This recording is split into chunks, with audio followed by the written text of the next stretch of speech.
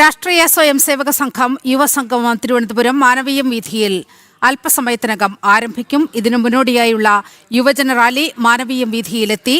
വീണ ചേരുന്നുണ്ട് തത്സമയം. വീണ, യുവസംഗമം തുടങ്ങാറായോ? എന്തൊക്കെയാണ് അവിടുത്തെ പരിപാടികൾ?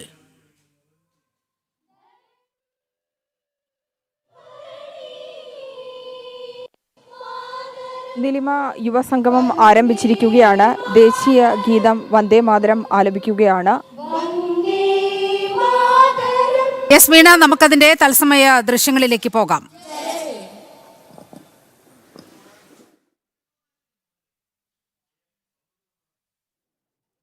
വന്ദേ മാതരത്തോടെയാണ് യുവസംഗമത്തിന് തുടക്കമായിരിക്കുന്നത്. വീണ, മാനവീയം വീഥിയാണ്. മാനവീയം വീഥി ആരുടെ കയ്യിലാണ് ഇപ്പോൾ ഉള്ളതെന്ന് നമുക്കറിയാം.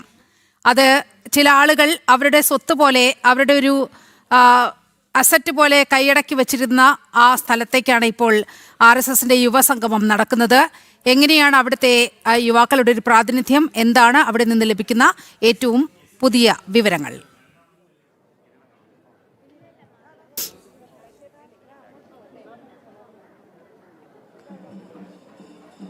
നിലിമ, എനിക്കിവിടെ നിന്ന് കാണാൻ സാധിക്കുന്നത് യുവാക്കളുടെ ഒരു കടലായി തീർന്നിരിക്കുന്നു മാനവീയം വീഥി എന്നുള്ളതാണ്.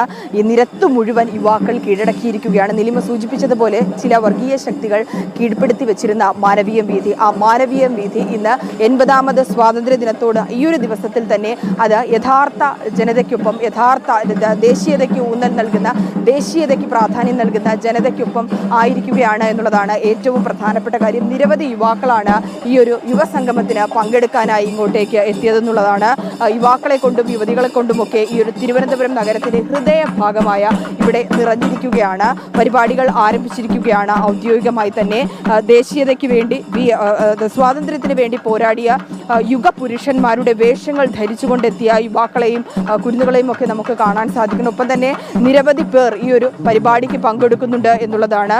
രാഷ്ട്രം സ്വപ്നം കാണുന്ന, രാജ്യം സ്വപ്നം കാണുന്ന വികസിത ഭാരതം അത് യാഥാർത്ഥ്യമാകുന്നത് 2047 ആ യാഥാർത്ഥ്യത്തിന്, ആ യാഥാർത്ഥ്യത്തിന് വേണ്ടിയിട്ടുള്ള ആദ്യ ചുവടുവയ്പ് തന്നെയാണ് ഇവിടെ നടക്കുന്നത്. നമുക്ക് ദൃശ്യങ്ങൾ കാണാം. ഒരു കുരുന്നടക്കം ആ ത്രിവർണ്ണ പതാകയുടെ നിറത്തിലുള്ള വസ്ത്രം തണിഞ്ഞുകൊണ്ട് ഈ നിരത്തിലൂടെ സ്വതന്ത്രമായി നടക്കുന്നത് നമുക്ക് കാണാൻ സാധിക്കുന്നുണ്ട്. യുവതലമുറയ്ക്ക്, വരുന്ന തലമുറയ്ക്ക് ദേശീയതയുടെ വികാരം, ദേശീയതയുടെ ബോധം കൈമാറുക. ഒപ്പം തന്നെ എന്താണ് യഥാർത്ഥ സാമൂഹിക പ്രതിബദ്ധത, എന്താണ് സാംസ്കാരിക മൂല്യങ്ങൾ, എന്താണ് യഥാർത്ഥ ചരിത്രം, ആ ചരിത്രം എന്താണെന്നുള്ളത് അവരിലേക്ക് ഊട്ടിയുറപ്പിക്കുന്നതിനുള്ള ഒരു സന്ദേശമായി തന്നെ നമുക്ക് ഈ ഒരു യുവജന സംഗമത്തെ കാണാൻ സാധിക്കും, യുവസംഗമത്തെ കാണാൻ സാധിക്കും. രാഷ്ട്രീയ സ്വയം സേവക് സംഘത്തിന്റെ നേതൃത്വത്തിൽ നടക്കുന്ന മഹത്തരമായിട്ടുള്ള വലിയ പരിപാടികളിൽ ഒന്ന് തന്നെ, ഒരു ചരിത്ര നിമിഷത്തിന് തന്നെയാണ് ഈ അനന്തപുരി സാക്ഷ്യം വഹിച്ചുകൊണ്ടിരിക്കുന്നത് എന്നുള്ള കാര്യത്തിൽ യാതൊരുവിധ സംശയവുമില്ല എന്നുള്ളതാണ്. കുട്ടികളടക്കമുള്ളവരുണ്ട്, മുതിർന്നവരായ നിരവധി പേരുണ്ട്, യുവാക്കളടക്കമുള്ളവർ നിരവധി പേർ പരിപാടിയുടെ ഭാഗമാകുന്ന കാഴ്ചയാണ് നമുക്ക് കാണാൻ സാധിക്കുന്നത്. പല ഇടങ്ങളിൽ നിന്നെത്തിയവരുണ്ട്. ആ പരിപാടി ജനകീയമായി തന്നെ, ഇവരുടെ പങ്കാളിത്തം കൊണ്ട് തന്നെ അത് മികച്ചതായി നമുക്ക് മാറുന്നതും കാണാൻ സാധിക്കുന്നുണ്ട്. തിരുവനന്തപുരം നഗരം ഇന്നേ വരെ കാണാത്ത ഒരു കാഴ്ചയ്ക്ക് തന്നെയാണ് നമ്മൾ സാക്ഷ്യം വഹിക്കുന്നത്. നഗരസഭാ പ്രതിനിധികൾ അടക്കമുള്ളവരുണ്ട്, യുവാക്കളടക്കമുള്ളവരുണ്ട്. ഈ ഒരു പരിപാടി വളരെ ഗൗരവത്തോടു കൂടിയാണ് അവർ കാണുന്നതെന്നുള്ളതാണ് ഏറ്റവും എടുത്തു പറയേണ്ട കാര്യം. നഗരസഭയിലെ പ്രതിനിധികൾ അടക്കമുള്ളവരുണ്ട്, ഡെപ്യൂട്ടി മേയർ അടക്കമുള്ളവർ ഈ ഒരു പരിപാടിയിൽ പങ്കെടുക്കുന്നുണ്ട് എന്നുള്ളതാണ് ഏറ്റവും എടുത്തു പറയേണ്ട കാര്യം. ഒപ്പം തന്നെ ഈ ഒരു ദിവസം അത് മറക്കാനാകാത്ത ചരിത്ര നിമിഷത്തിൻ്റെ ശേഷിപ്പുകളായി തന്നെ അടയാളപ്പെടുത്തും, സുവർണ ലിപികളായി തന്നെ ഇത് അടയാളപ്പെടുത്തും എന്നുള്ള കാര്യത്തിൽ യാതൊരുവിധ സംശയവുമില്ല. പലയിടങ്ങളിൽ നിന്നായി എത്തിയവരാണ്. സ്ത്രീകളടക്കമുള്ളവരുണ്ട്, കുട്ടികളടക്കമുള്ളവരുണ്ട്. അവർ ഈ ഒരു നിമിഷം, തങ്ങൾക്ക് കിട്ടിയ ഈ ഒരു അസുലഭ നിമിഷം അവർ അത് പ്രയോജനപ്പെടുത്തുന്ന കാഴ്ച തന്നെയാണ് നമുക്ക് കാണാൻ സാധിക്കുന്നത്.